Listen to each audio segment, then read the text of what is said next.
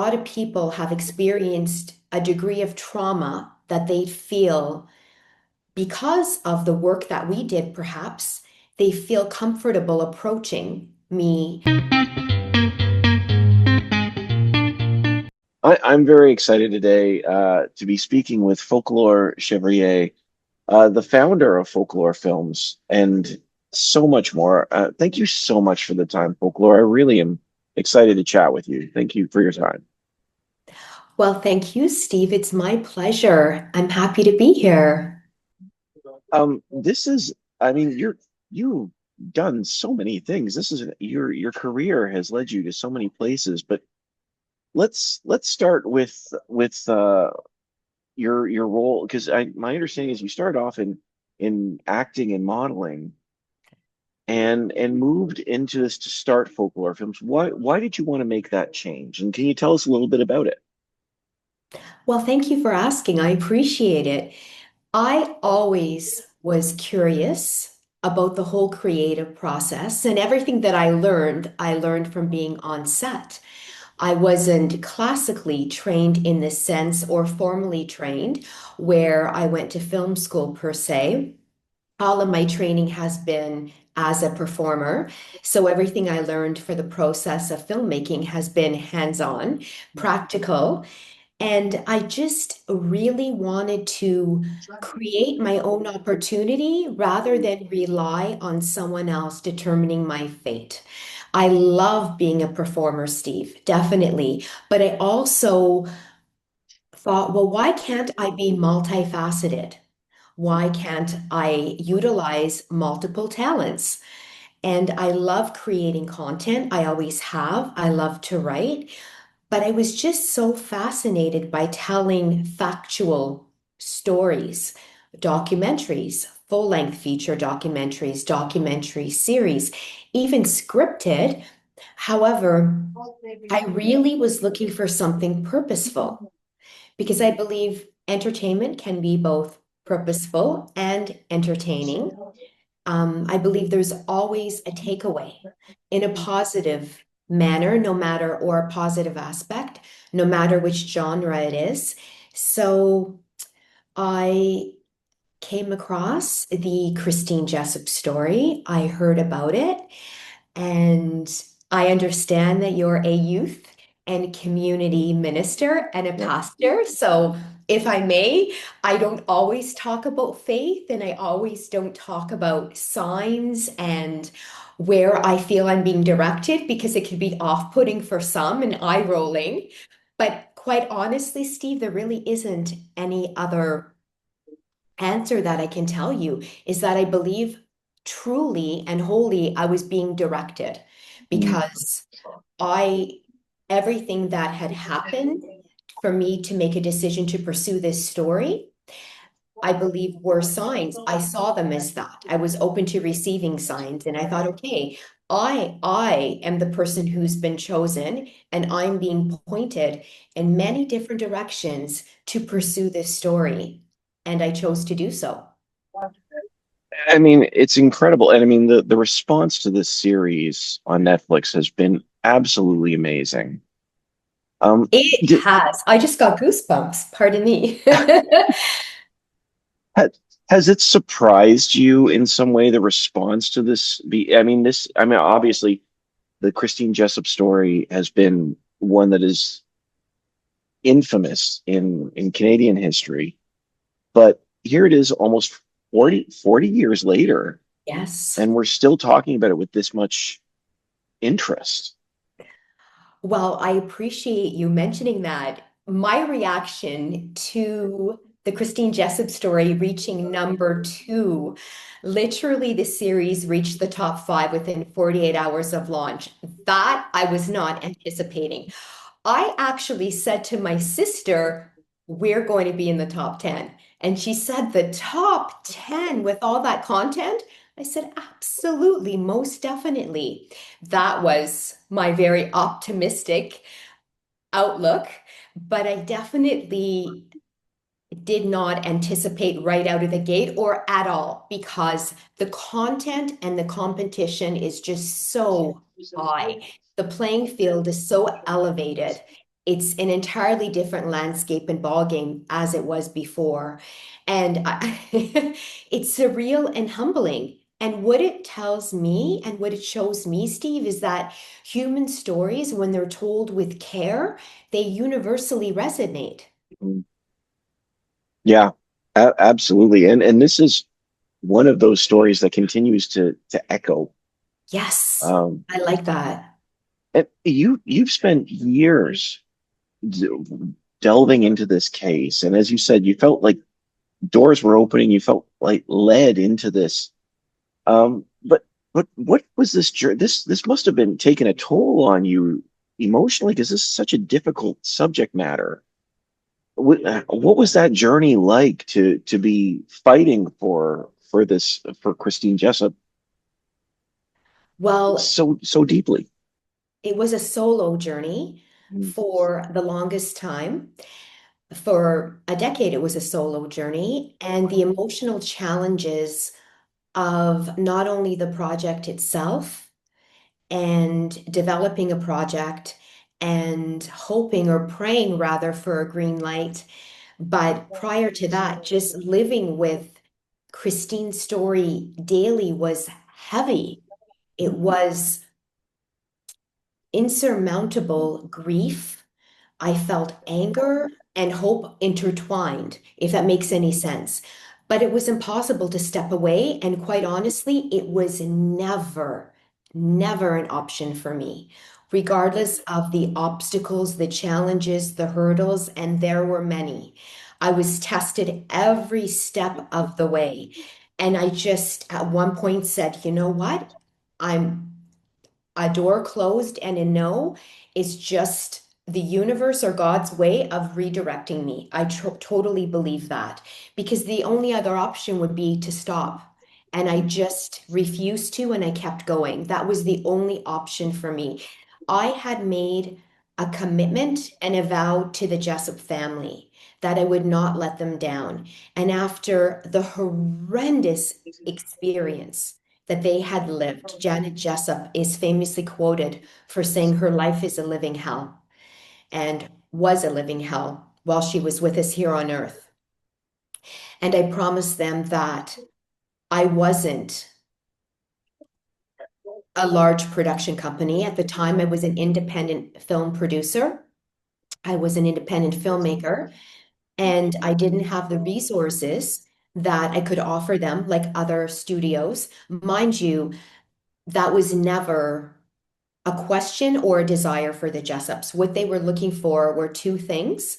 One, not to be screwed over for once in their life by anyone. And secondly, to tell their story and to honor Christine with authenticity and integrity. That I could promise them and give them my word. I never told them that it would be a short journey. I never gave them a timeline. I never made any false promises or false hope. But every step of the way, we stuck together, and here we are. Wow, that's incredible. And the fact that they were willing to partner with you throughout this time and just be so open and honest, I think is an incredible thing because you're right. Like there has been over many years just this sort of media feast on this family Yes. and to give them the opportunity to get a sense of justice through their story in their voice, I think is just it's a beautiful thing, just incredible. I appreciate that. And yes, you're right. They also took a chance on me because they stayed with me for so long. And you would think that after even 1 year, someone who's not in the industry has absolutely no inclination, with all due respect, what it takes. And that it's a one in a million shot to get a green light. And they just never questioned. They would ask, so is this actually going to happen? Is this actually going to happen? But they never put pressure on me. They never had any expectation other than for me to follow through. So I'm grateful that they entrusted me with their story, knowing how long it took. That to me is probably one of many But one of the most astonishing aspects fundamentally that they stuck with me. It's a two-way street. You know, everyone talks about how I stuck with them and how I saw it through.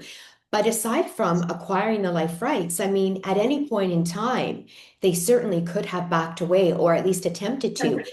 And aside from the legalities, there was no way on God's green earth that I was going to not acknowledge and accept their decision. I mean, legalities or not, I wasn't going to, they were not beholden. I mean, this was just not acquiring the life rights to a book, and I mean no disrespect or to a novel.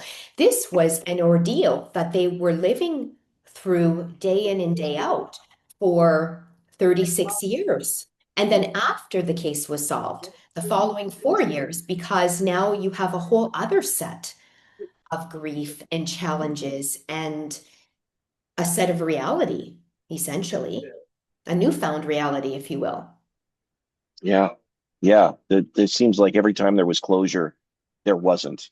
I can only imagine how difficult that would have been for them. You're absolutely right. And that's an excellent way to put it. There never was. And is there really closure? You know, that's an interesting question. And I often speak with Ken Jessop about that. And I really, I don't, for me, there isn't. So I can't imagine that there wouldn't be for them because there still are a lot of unanswered questions.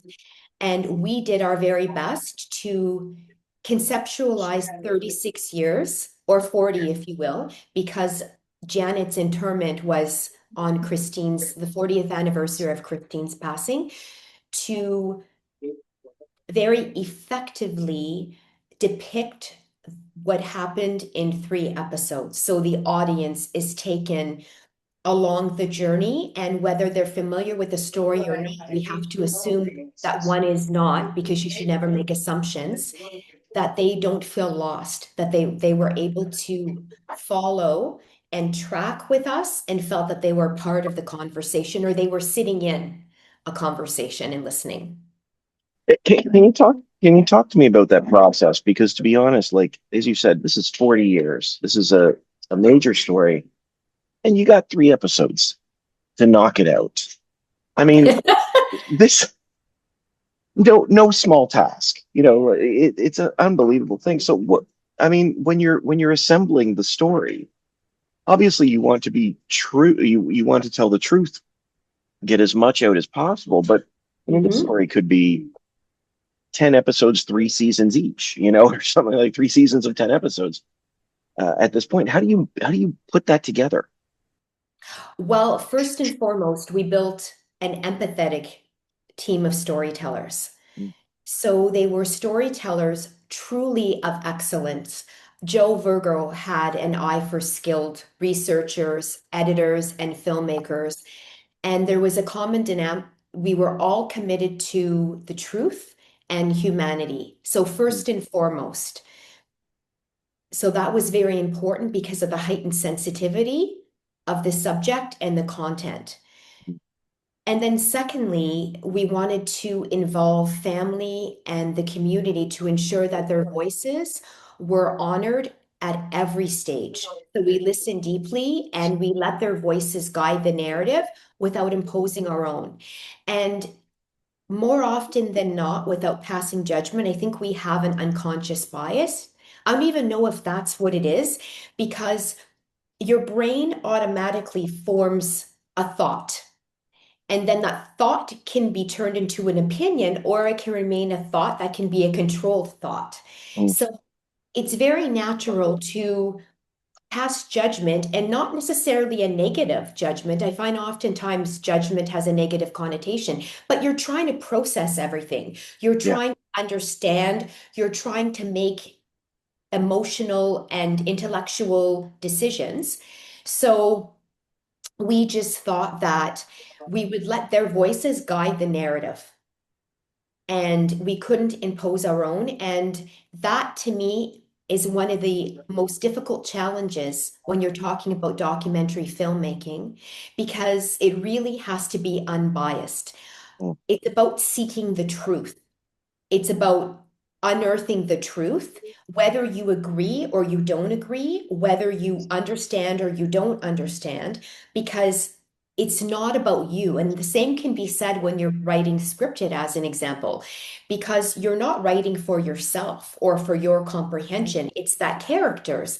And in turn, when you also have a subject, you are trying to get the most that you can out of your subject respectfully while honoring their condition. And that can be very difficult. And that's when superior interviewing skills come in, such as yourself, because you know when to push ethically and you know when to pull back. The last thing you want to happen is for your subject to get up and walk away, and then they're done.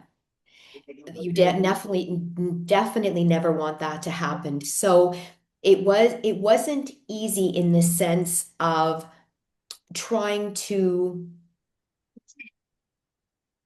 get to the heart of the matter and get to the truth and have not only Janet Jessop and Ken Jessop, but everyone who was so close to the story that we had interviewed, that we had spoken with, and even myself from the very beginning for all those years as well. But for them to agree to be involved and to offer that vulnerability and to not sensationalize it and to not take advantage of someone being exposed ethically is very easy to do for me, for us, also for you. But the process is entirely different. Mm. So it's a very intricate, fine line to walk, one being a human being and having humanity, and the other being a producer and doing your job. Yeah, yeah, that is a real commitment and to walk that line. And I respect it so much because you know, this in this particular series, you get there seems to be a trust. Well, I mean, we've already talked about there's a deep trust between, you know, you and the family to get them to share. And that level of openness doesn't come easy. So I appreciate that the incredible difficulty of that must be as a producer to walk that line. Uh, It is because you naturally, as a human, you feel a sense of, well, not a sense, you feel immense compassion and empathy and apathy and responsibility. The weight is enormous, but also I care for them. I mm, like them. They're good human beings. They're good people. My my heart was ripped out of my chest for them, and I can't even imagine what they experienced. It's not my story. It's their yes. story. But then also, on the other hand, I had to ensure that I did separate myself because it's not my family. And again, it's not my story to tell. I'm a portal. We are a portal by which we tell their story. So there's a difference. And that's why we were not on camera. No one was, because it's not a primetime interview. It's a premium blue chip documentary series, and it's their story to tell. Yeah. So when you have the interview on camera, and not to say that that's not a strong choice, but it depends on the format and the content. And that would just take away from the purpose of the story. You know, you talk about stories and with folklore films, my understanding is you're looking for stories that heal, empower, and ignite change. And I would Yeah. love to know what that means to you. How do your stories bring those elements to life? Oh, I appreciate you asking that question. Well, again, as we had mentioned in the beginning, getting back to purposeful entertainment. Unfortunately, a lot of people have a story to tell, and a lot of people have experienced a degree of trauma that they feel because of the work that we did, perhaps they feel comfortable approaching me specifically, I can only speak for myself and the people whom approached me to tell their story. And I take that with great responsibility. One, I'm honored that they would even think of me or consider Folklore Films to do so. But also, secondly, it's astonishing to me the amount of people that feel the need to tell their story because of what they've experienced on one hand. But then on the other hand, it's enlightening, if you will, that they feel that television and film is a portal in which to do so, which means that it's a very positive medium, that this medium is being utilized, to answer your question, for the greater good. So, yes, we are providing entertainment in one aspect because that's what media is, that's what multimedia is, that's what television and film is. But in the same token, it is purposeful and it can be healing because it is. And that's what brings me to what I'll never forget what Ken Jessop had said to me and said to all of us, that in his mid 50s, for the first time in his life, he feels like he's not just existing, that he's living, let alone using the word thriving. Oh, I just got goosebumps again as soon as you did that. And because of the Christine Jessop story, because of the way that we told and honored his story, his mother's, and most importantly, Christine's, and the way that he was treated, which I have so much respect. There's only so much that I could do and that I did on my own. And then when you involve a team, you're not, you cannot control how they would conduct themselves, as an example. And every single individual, and it was a very tight, small team for a purpose, given the content. And it was a closed set, and it was just very, the group was intimate, and we move fast and we move quick, but the outcome was spectacular in the sense that not only, as you said in the beginning, the series was well received and being critically acclaimed and trending, all of that I am grateful for, and it's fantastic. But what means the most to me, one, is how Ken Jessup feels because he's the only living individual, unfortunately, from this story, from his immediate family. And secondly, the community and the audience and the viewers. So the fact that it resonated with them and it's so, as you said, so positively received means the world to me. And that Ken Jessup can walk away for the first time in his life feeling whole.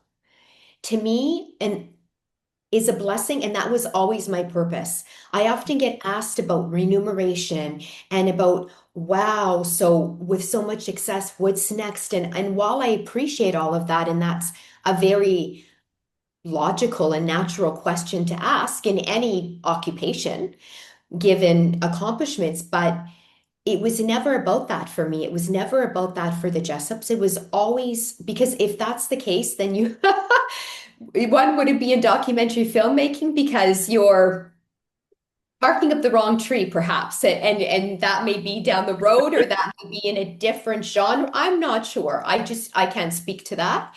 But what I can speak to is how rewarding it is ethically for me and personally for me and spiritually. And that was always my motivating factor. And that's how I feel that I was rewarded by feeling this way. I understand that entirely. All of that I understand entirely. Um, because your heart and the joy that the support you're bringing this family is what matters. And I think that that's incredible. I know the Christine Jessup story has been a massive success on Netflix, but I feel like I need to ask, are you working on something else or what comes next? Or are you just like, I need a break? You sound like my entertainment lawyer. That's exactly what he said. Joe Sisto had said, I think your next project should not be true crime. And I don't, he said, I think you just need to, after such a long, it feels like it's half my life, after such a long journey, well, it was my whole life, but it just was such a part of me in every aspect. But I don't like to categorize the Christine Jessop story as true crime. Obviously, that's the genre. It's not a comedy. It's not a horror film. It's Sure. not a thriller, but it's a human story with global appeal. So I have my own IP that I'm developing through Folklaur Films. And then I also have a co-producer that we have co-pro IP that we're developing together. And one being a factual sports premium docu-series, a returnable docu-series called Rise Up. And it's about football and soccer, if you will, but it's entirely different. It's not another sports documentary or another sports series. It's very daring in the sense that I like to take risks. And if I'm in it, it has to be bold and daring material. And I believe that's truly what the intellectual audience wants. I believe they're looking to be mentally stimulated. And the other project is tentatively called My Name is Folklore. That's the working title, and it's based on my story, which the Mm, public doesn't know about from my experiences in childhood and then my experiences, and completely unrelated, I will say, to what Christine and the Jessops have experienced. There's no correlation there. I just believed that Christine's story deserved to be told. That's it. There's no connection there. I often get asked that. I cannot, thank God, relate to any of their experiences. I wouldn't wish that on any human being. But my experiences are entirely different. And then just the journey alone with the Christine Jessup story is a story unto itself. yeah. So when we get back to talking about purposeful entertainment and stories that are healing and stories that will create and spark dialogue and conversation and hopefully join forces as opposed to more separation, I'm looking for unity in this world. And I myself find that as a person, not as a filmmaker or an actor or a producer, but as a human, at my core, I feel that I've evolved in a way just through this process with this story where I realize that listening more is a skill. And not that when I or if we don't listen more per se, because perhaps you're thinking of what to say or what to ask next or what can potentially happen or what that person will say. It's almost anticipating what someone is saying. But I often find that in general, humans, you don't necessarily need to have an answer or say anything. They just want to be heard and to be listened to. And more often than not, that is enough. And that's more than what anyone could ask for. I love that. I Oh, love that. That means a great deal to me because I really believe that. I really believe, and this is ScreenFish is embedded with this, that everyone's story matters. yes. And if we can elevate and empower stories the way that you want to, I mean, then we're doing our job. This Yes. is what the joy is of this. So honestly, a folklore. We're out of time, but this has been an absolute joy. Thank you so much for sharing their heart with us and telling us about this amazing journey. I really do appreciate it. Oh, I'm so grateful. Thank you for your kind words. And I thoroughly enjoyed myself and I appreciate the opportunity. Thank you. Thank you. Honestly, it's been wonderful to chat. And of course, the Christine Jessup story is on Netflix. You can find it there. But Folklore, thank you so much for the time. I really appreciate it. Have a wonderful day. Thank you. Likewise. Thank you. Take Thanks. care. You Bye. too. Thanks so much. Bye bye.